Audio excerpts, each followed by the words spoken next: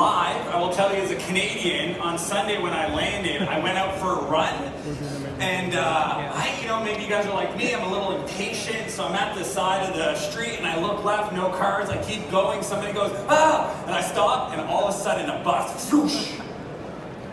And then everybody on the corner of the street was just staring at me, and I was just like, holy. So I'm alive, and that's, for me, first and foremost, I appreciate it. Now I just do a 360 when I'm at a corner, because I can't figure out if cars are coming this way or that way. But today I'm really excited to talk to you guys about rocking your product demo. How many founders in the room? Show of hands real quick. Awesome. So this talk is specifically focused on the entrepreneurs. It applies to building up sales teams, but what I'm going to share with you guys is some of the challenges and mistakes you're making when doing your product demo. Now, why SaaS? I feel super privileged and humbled to be here because software and recurring business models literally saved my life. At 17 years old, I found myself high and drunk in a stolen vehicle in a high-speed chase, trying to get away from the police. And I had a backpack next to me with a handgun in it, and this is all a true story. And as the cops were chasing me, I figured if I can just find a garage with an open door and hide in it, I'll get away. Yes, I've watched a lot of action movies. So I come around the corner and I see a house in this neighborhood, and I can hear the police not too far away from me. And I go to try to pull into the garage, going way too fast, and I smash into the side of the house. And I go to pull the gun to pull it on the police, because I told myself if I got caught that I was going to pull the gun and let the police do their job and take my life. And as I sat there and I was pulling on the handgun, it got stuck. And before I knew it, the door opened and the police grabbed me and took me out of the car. My feet didn't even touch the ground. Ended up in the back of the cop car. I woke up sober the next morning in a jail cell. And I always thought somebody must have been looking out for me. I ended up spending 9 months in an adult facility for the severity of my crimes. Eventually got released to a rehab center called Portage, and I spent 11 months rebuilding the relationships with my family, understanding what made me tick, understanding my emotions, and it was towards the end of that program that I was helping one of the maintenance guys named Rick clean out this old cabin. It was an old church camp. And in one of the rooms, there was this computer, a 486 computer, and I'd never touched a computer before. And next to it, there was a yellow book on Java programming. And I booted up the computer and followed the instructions in this book, because for me, I always thought computer programming was like ones and zeros and hexadecimal numbers. And I'm reading this language, and it reads like English. So I tap in, tap, tap, tap, tap, tap, tap. And all of a sudden, I had the computer output, hello world. And I thought I was like, oh my gosh, I'm a hidden genius. Yes, I've been using my life for crime, but maybe there's a bigger calling. Like, my dad for years would say to me, I just hope you can find something you're passionate about that wasn't illegal, and I think you'd actually do pretty good. He was always impressed with my creativity. So at 17, software programming became my new addiction, and entrepreneurship, the ultimate personal development program.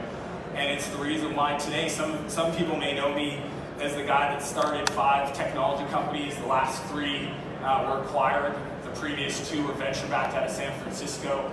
I've been really blessed to spoken around the world. I have a YouTube channel that's one of the top SaaS YouTube channels with 25,000 subscribers and founders.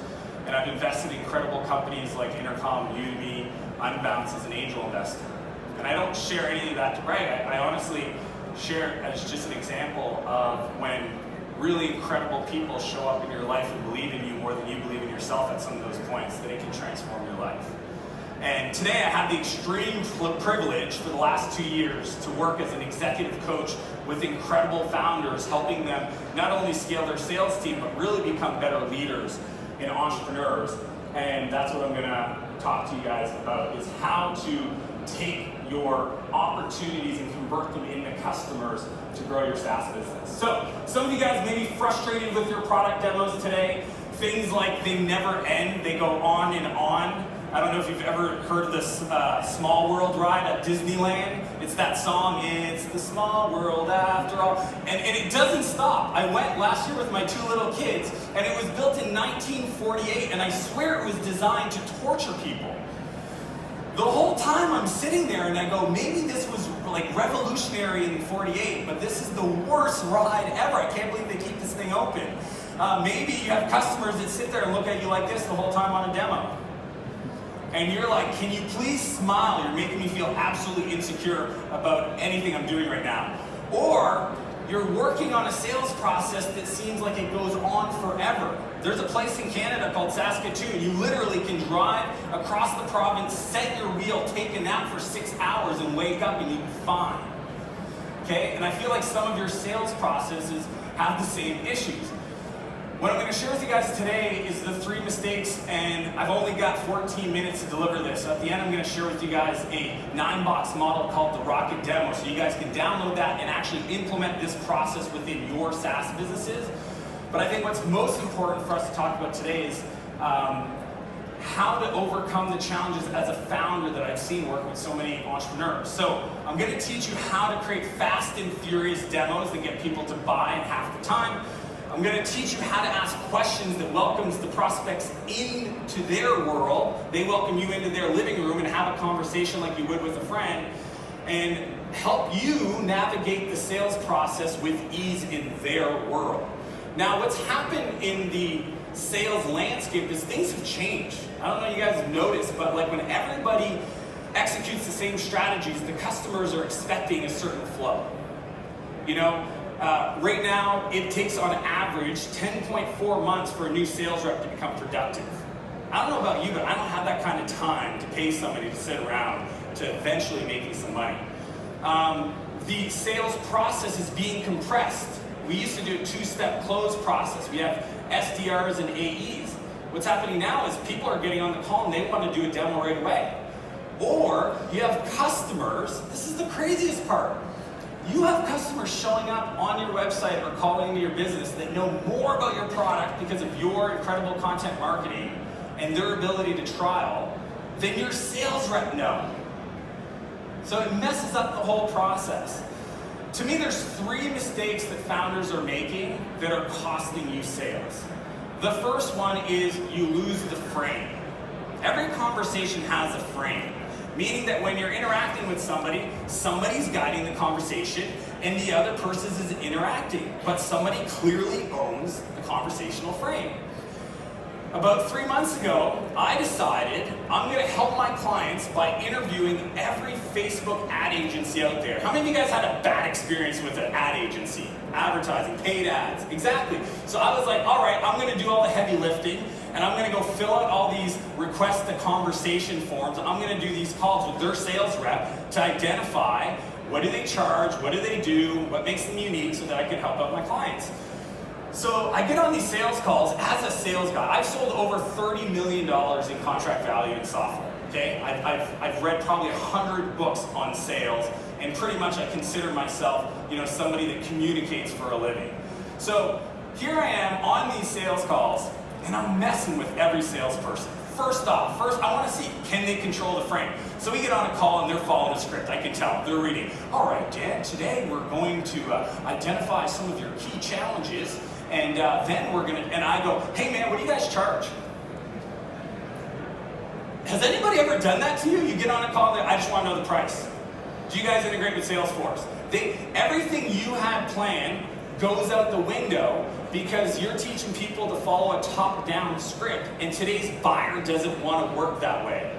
They're showing up with their challenges, they understand it, they don't want to follow your process, and if you don't create a more agile conversation flow, they control the frame and you lose it, especially founders, okay? Because you guys feel like you know their problem better than they understand it themselves, so you want to bring them along your journey.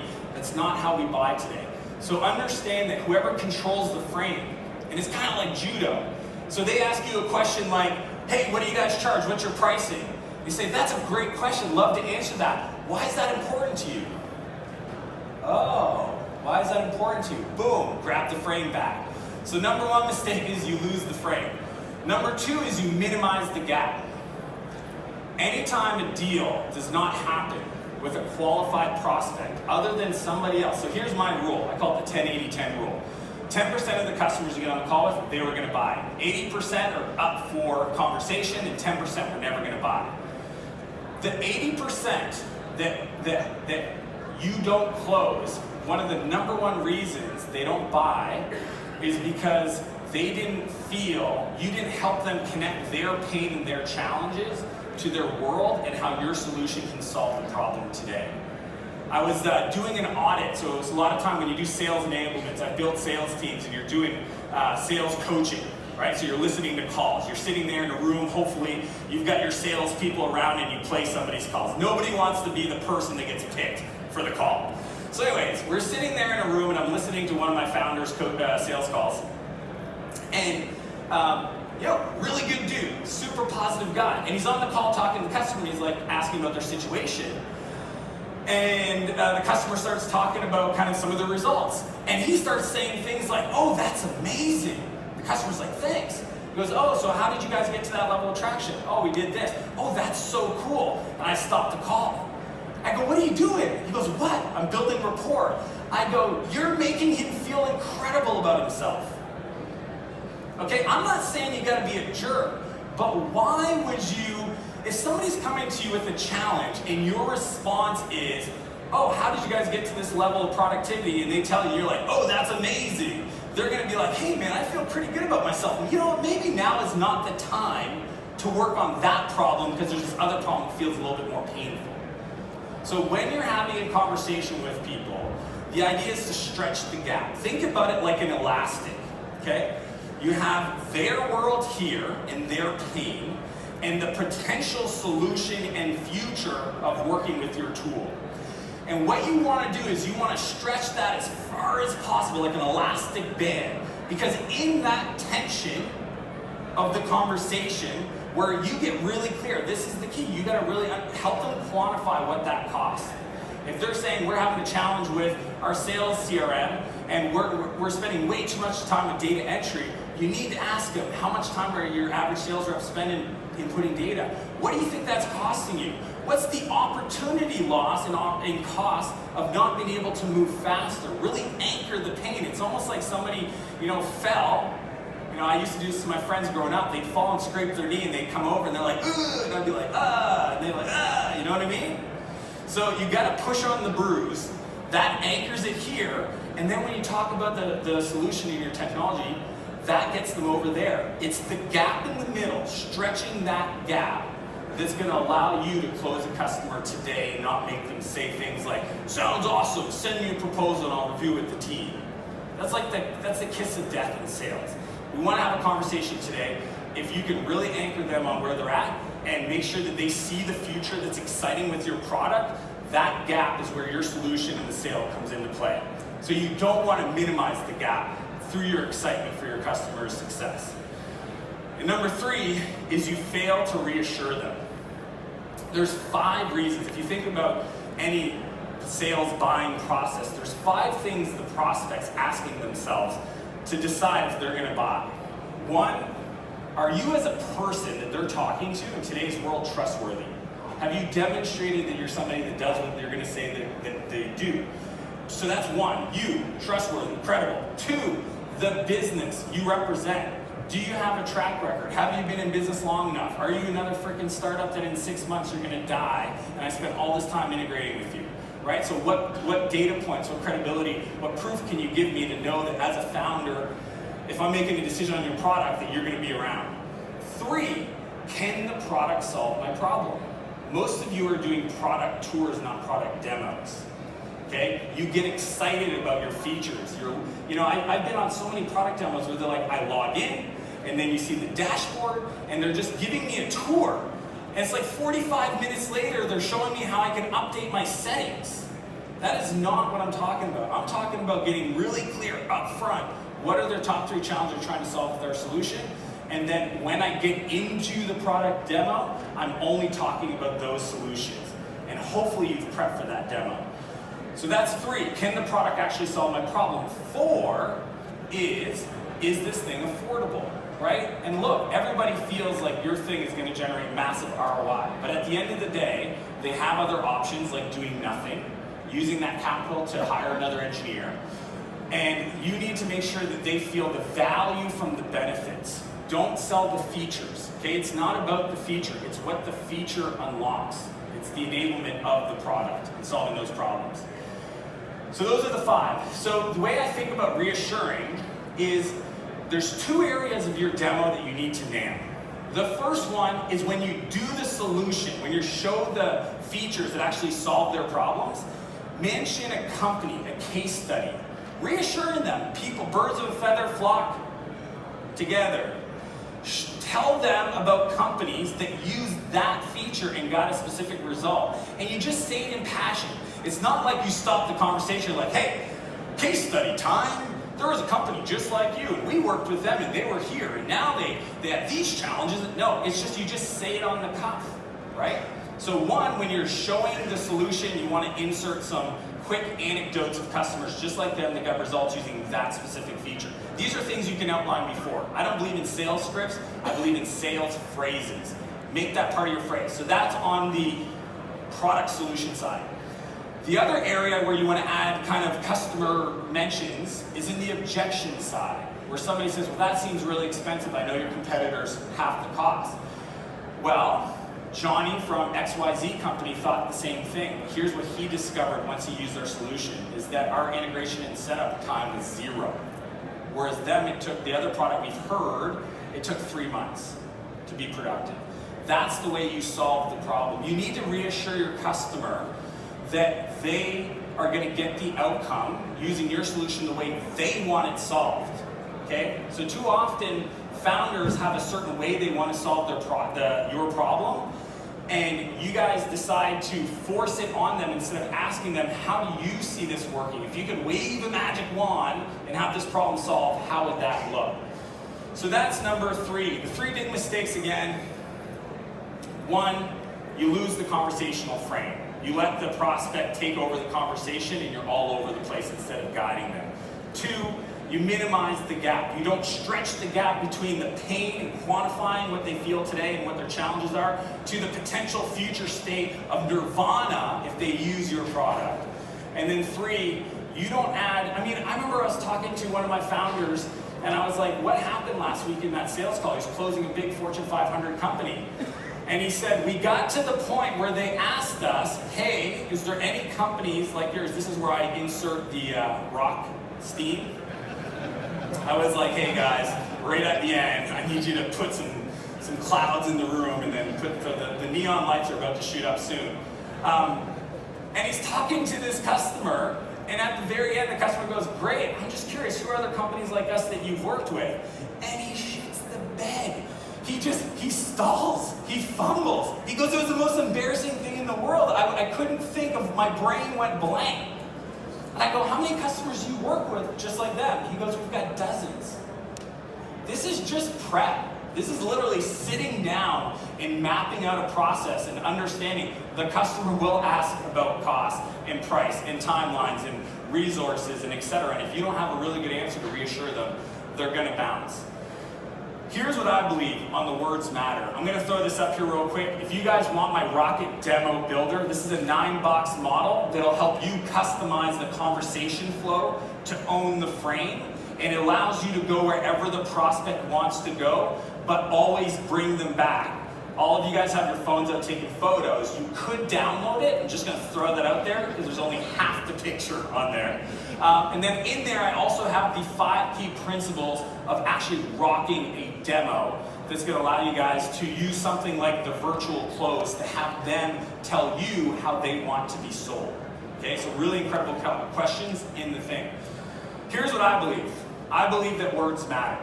It comes to sales and it comes to people. Growing up, I had incredible people show up into my life to explain to me that some of the words, the labels that I was using to explain who I was as a person were not only wrong, but they were holding me back from achieving any level of normalcy in my life.